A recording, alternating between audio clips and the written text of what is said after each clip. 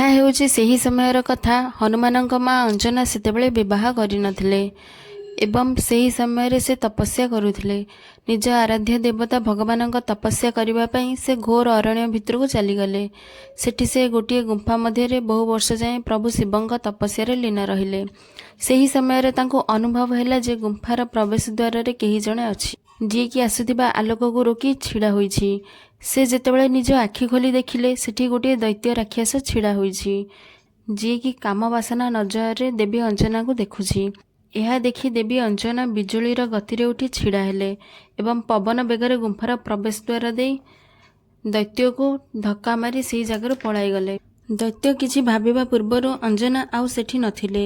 ଏହା ଦେଖି ଦୈତ୍ୟ ଭୀଷଣ ରାଗିଯାଇ ଅଞ୍ଜନାଙ୍କ ପଛରେ ଦୌଡ଼ିବାକୁ ଲାଗିଲେ।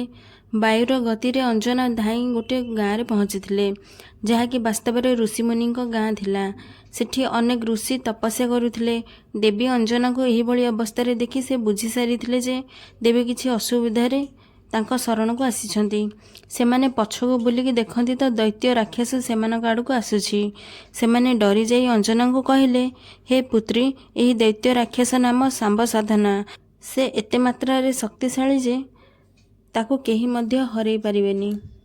ଆମେ ତୁମକୁ କୌଣସି ପ୍ରକାର ସାହାଯ୍ୟ କରିପାରିବୁ ନାହିଁ। ବାସ୍ତବରେ କେହି ଯଦି ତୁମକୁ ସାହାଯ୍ୟ କରିପାରିବେ ସେ ହେଲେ ବାନର ରାଜା କେଶରୀ। ଏହା ଶୁଣି ଅଞ୍ଜନା ଚିନ୍ତାରେ ପଡ଼ିଗଲେ। ଏବେ ବାନର ରାଜା କେଶରୀ କେଉଁଠୁ ମିଳିବେ?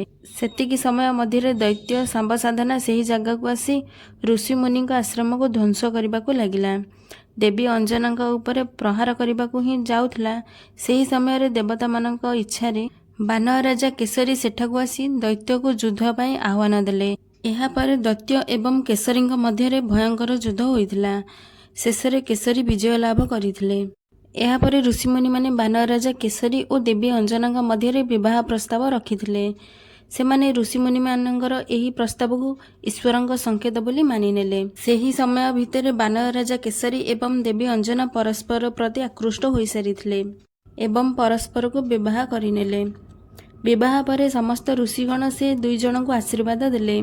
ସେ ଏମିତି ଏକ ପୁତ୍ର ସନ୍ତାନକୁ ଜନ୍ମ ଦେବେ ଯିଏକି ସମ୍ପୂର୍ଣ୍ଣ ବିଶ୍ୱରେ ମହାନ ହେବେ, ଯାହାର କୀର୍ତ୍ତି ପତାକା ଚାରିଆଡ଼େ ଉଡ଼ିବ ଏବଂ ଅତ୍ୟନ୍ତ ବଳଶାଳୀ ହେବ।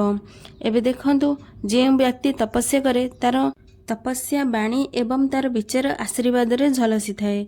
ଯେହେତୁ ଏହି ଋଷିମାନେ ସାଧାରଣତଃ ନଥିଲେ, ମହାତପସ୍ୱୀ ଥିଲେ, ସେମାନଙ୍କ ଆଶୀର୍ବାଦ କେବଳ ଶବ୍ଦ ନଥିଲା, ବାସ୍ତବରେ ପରିଣତ ହୋଇଥିଲା।